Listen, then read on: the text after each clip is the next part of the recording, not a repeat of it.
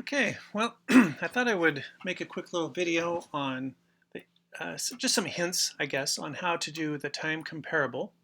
Time comparable isn't really that difficult. It just takes a little bit of thought. And the compare to here, first of all, this says T3 compare to T2. I've got my time.java over here, and I'll tell you right now, this is not complete. I erased some of the right answers so that I can just show you, and so you wouldn't have the whole thing written out behind here.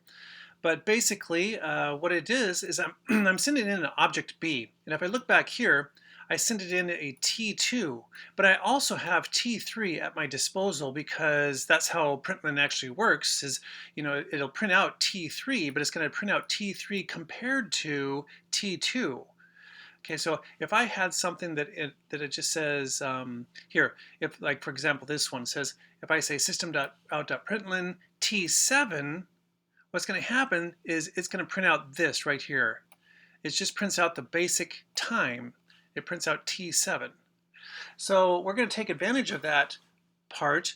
And when we say println T4, it's not going to just print out the time 4. It's going to print out T4 compared to T5. And compared to is right over here. So we have a public.int.compareTo because we're going to return an integer in the end.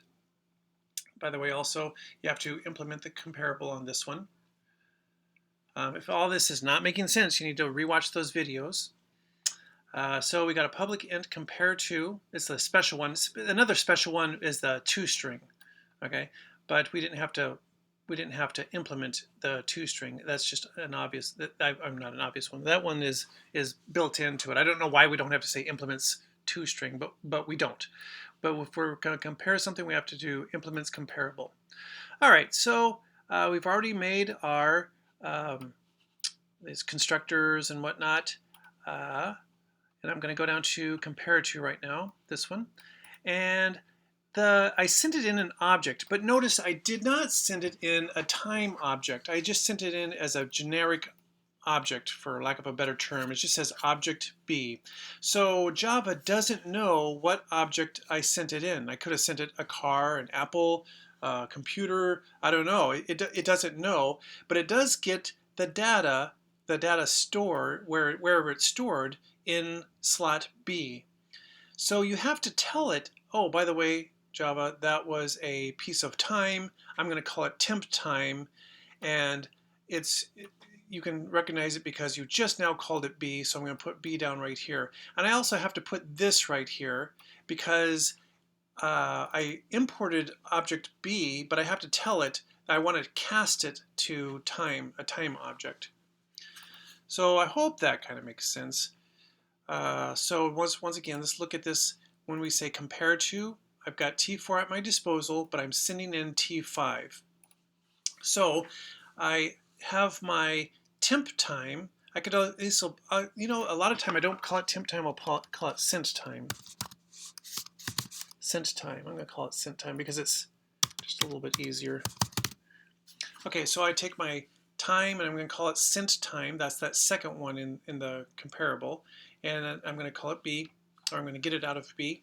And then what's going to happen is I'm going to compare my hour with my sent time hour. Now notice I can compare just hour with sent time hour.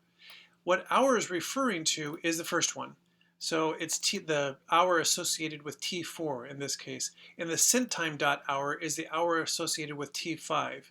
And on down the road. If T6, that's not a compare to. Okay, so like T5 and T4. This is the sent time. This is the regular time, I guess you could call it.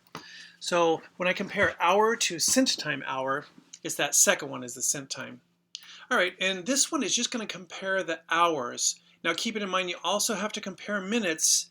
If the hour is the same, then you have to figure out how to return either a -1 or +1 or a 0 if the minutes are the same.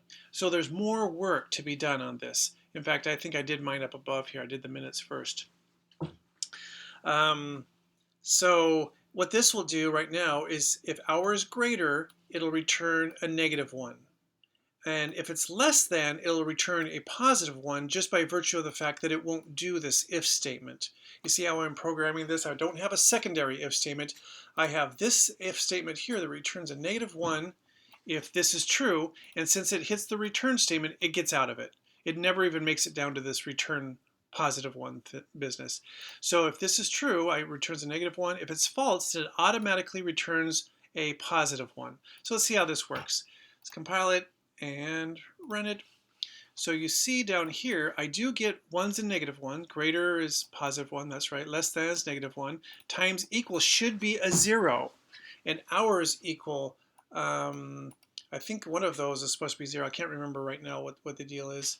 You'd have to look at it. But yeah, there's supposed to be some zeros here. I didn't take into account minutes, and I didn't take into account what if the times were exactly the same. So you're going to have to do that part. Okay, let's look at the difference. So I've got public string, now a string because I'm going to return a string, just like the other public string to string. This one returns a string. I'm going to return a string here also. So the difference though is I'm kind of the same thing, except instead of sending in an object, I just sent in a time t because I knew it was going to be time. And I guess I knew this was going to be time too. And I don't know why. I think in the book or in the thing they have it as an object, and so you have to cast it to a time. Here they actually send us. Oops, sorry about that. Here they actually sent us the time, or at least I did. That makes it just easier. You don't have to do as much work. I don't have to cast it to a time. So then what I did do though is I did time is equal to sent time. I did the same thing. Sent time is equal to t. Notice I didn't have to cast it this time. I could put the word object here, and then I could put the word time here and cast it, but I don't want to do that.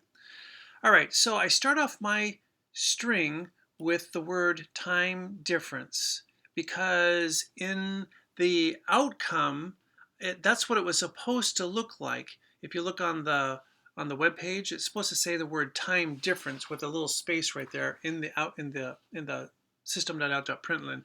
So I just included that in my return string. By the way, this is called a return string. My temp is my return string. I'm going to eventually return my string in my temp. So I just call this the return string. So I start off with just calling it time difference. And then I calculate the minute difference. I initialize it as an integer, call it minute difference, and I say minute minus sent time minutes. This is just like hour and sent time hour. So this is only going to find the difference in the minutes. Now keeping in mind I'm going to have to also find the difference in the hours, but I'm going to leave that up to you. I'll give you a hint. I wouldn't subtract hours. I would convert my hours to minutes, add it to the other minutes, and then subtract those two. So for example, in these two, well, let me look at this. So for example, in T6 and T7, I'm going to find the difference of those, right? So T6, here what I could do is to find the difference between T6 and T7, I could take 7 hours, multiply by 60, and then add 45.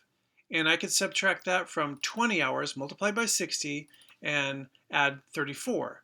And that would give me the total number of minutes. And there I've gave you way too many hints on that one. I wasn't planning on that. But it's out now, cat's out. So that's how I would find the difference in the minutes. Then once I found the difference in the minutes, I could convert the difference of minutes, the minute difference right here, to hours and minutes. And that's what I could return.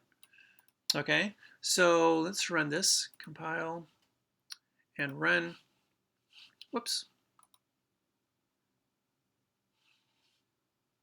Oops, oh, this happens to me all the time. I hate it when this happens. I get this, and that's because I'm clicked on time.java. I gotta click on student time. Okay, so run it. And then down here, I get my difference in minutes. But notice I get an 11 here, which is correct for my minute difference, 45 and 34. But then I get a negative 11 down here, which is incorrect.